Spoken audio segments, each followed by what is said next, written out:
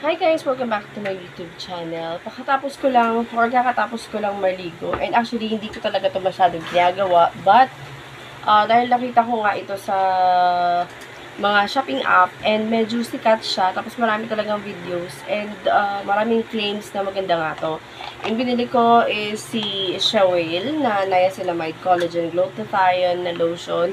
Hindi ko mahilig mag-lotion sa gabi, pero nung dumating to, tinry ko siya nung gabi and hindi siya malagkit sa balat. Kaya nagustuhan ko siya. And isa pang sa nagustuhan ko sa kanya is nakakalambot talaga siya ng balat, guys. Even yung pinakatalampakan ko na sobrang tigas, ay napalambot niya talaga, guys, nung nilagay ko yung ito. And maganda siya kasi ngayon is summer na.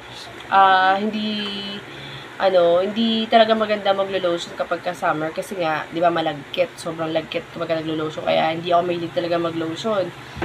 So, but ito, iba siya kasi hindi siya malagkit sa balat, guys. Sobrang lang niya. Pagka na-absorb din siya ng balat mo, parang wala lang talaga nakapatong. And pero mafe-feel mo na sobrang soft na yung balat mo. So, ayan. Ang binili ko nga pala, guys, is yung refill pack lang kasi meron akong lagayan dito. So, ayun nga, ang refill pack is 400 ml. Tapos yung nasa bottle like 500 ml yata. Pero mas talaga siya, may price na iba. Pero kasi yung aking dito, bottle na meron ako is deep pump din. Kaya okay na din. Okay lang dito, lagayan lang naman. So, ayan.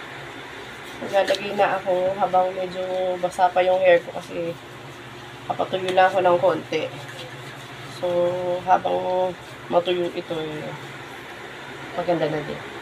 Maganda na din, I mean, habang hinantay ko matuyo ang buhok ko, ay nagpapatuyo na rin ako ng lotion. Anyway, guys, sobrang bango din pala nito. Ako mag-lotion, guys. Lahat na talagang ilalagay ko. Actually, this one's recommended nila, face and body daw. Pero, hindi ko nire-risk sa lagay sa mukha kasi, I'm oily face. Oily to combination, kaya hindi ko siya talagang lalagay sa face ko kasi mabilis ako magkaroon ng mga red spots. Pawis nga lang magkakaroon na ako. So, hindi ko pa natatry kung this one is effective for whitening. Pero ang sa claims dito is nakaka-whiten siya. Basta ako, feeling ko kasi okay naman yung sabon ko. Nakakaputi talaga siya. So, years ko nang ginagamit yung sabon ko for whitening, Kojic, yung ganon. And ito, kung hindi man ako pumuti dito, ayos lang. Pero ang pinaka nagustuhan ko talaga dito is sobrang soft talaga ng balat ko dito. Even may talampakan na grabe. Kinukuskus ko pa sa papel, sandpaper. Para lang matanggal yung mga parang kumapal na balat. But now, nunig talaga, guys. Pati yung crack ng mga pa ako, talampakan ko, yung crack heel. Wala siya. Ayan, apply lang natin siya all over. Tapos kung na-apply mo na siya, guys, wait ka lang few minutes.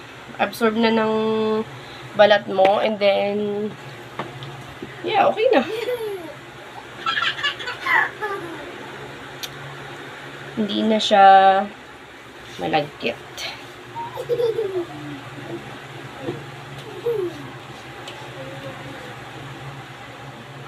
Alright, guys, magpapatuyo na lang ako. And anyway, mag-update na lang ako kung pumuti ba ako dito. Kasi yung iba, alam ko, tanong din nila yun kung nakakaputi din ba siya. So, we'll see kung ito ay mag-effect sa akin na pampaputi din. And I'll let you know.